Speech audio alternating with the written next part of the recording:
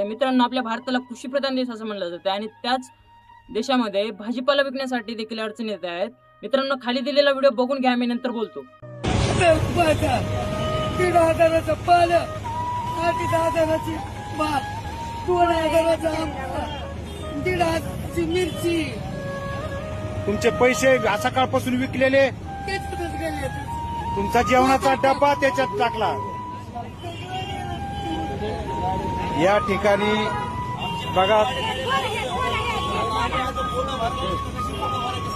आहे ना, बरोबर आहे ना. गप्पा आजी गप्पा, रडू नका. तुम्ही बघितलं असेल मित्रांनो, व्हिडिओ एका आजीचा आहे मित्रांनो. तो व्हिडिओ बीड जिल्ह्यातील आहे मित्रांनो. एक आजी रोडच्या कडेला भाजीपाला विकत बसल्या होत्या आणि अतिक्रमणामध्ये नगर परिषदेच्या अधिकाऱ्यांनी त्यांचा भाजीपाला थेट कचऱ्याच्या ट्रॅक्टरमध्ये टाकला. तर मित्रांनो, त्या आजीसोबत खूप वाईट झालं.